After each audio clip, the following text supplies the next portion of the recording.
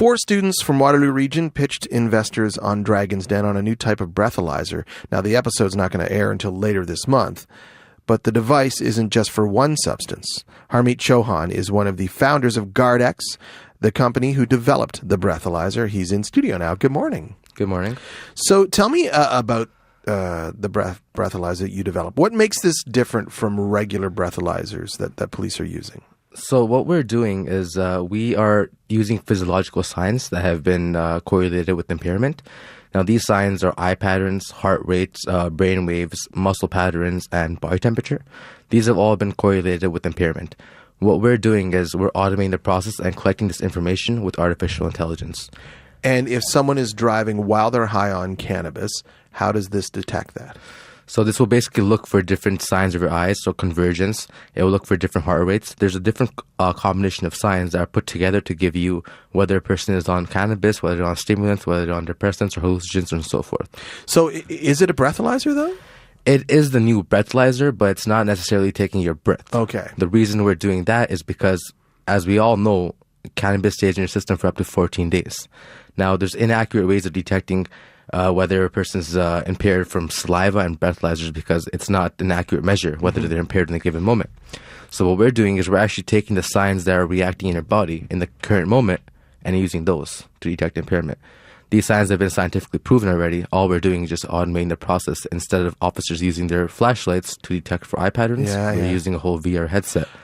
Oh, okay. So how did you come up with this idea? This idea was brought up by the 4 individuals. We came together. We had different experiences in terms of our Waterloo University career.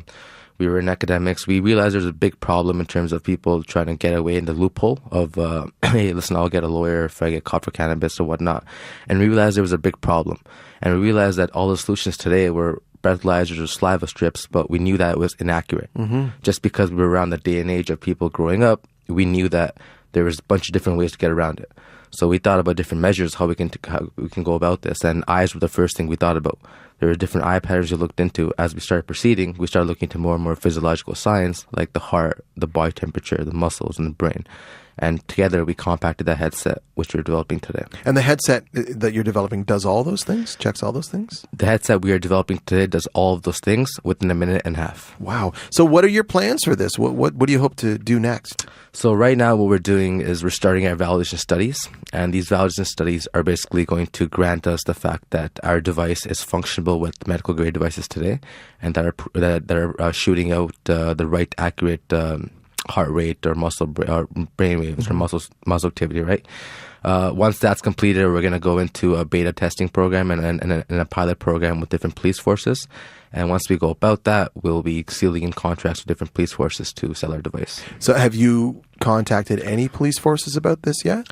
We have been in contact with multiple different police forces, and we're currently in the process of working with them. And what was their response, just broadly? Different police forces have been actually blown away. They really understand the solution we're providing, and they really understand it because they use these signs today to measure impairment. Although the way they collect this data is all with their judgment and experience. We're just automating that process and providing concrete evidence when they're able to detect for these patterns.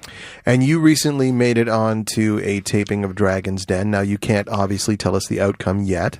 The episode's not going to air until later this month. But just generally, what was that experience like? Be sure to check it out on October 18. But the experience is very, very, very nerve-wracking. Going into it, we were all like, you know, that's cool, it's fine. We had a whole pictures lounge, we rehearsed and everything. But when we got there, it was all like, wow, this is it. We've been watching this all for the past several years, and we're finally here. Once we got there, we forgot the whole script, and we just kind of improv'd it. Oh, well, maybe that's better. So just before we let you go, explain what this looks like. I mean, is there a prototype for this yet? So we have made 2 prototypes, and one is currently is our MVP. Our third prototype we're developing is 3D printed. The way it looks is like a normal VR headset. Okay. It basically wraps around your head. Right, we use your eye patterns through the scanners, through the cameras within the VR headset.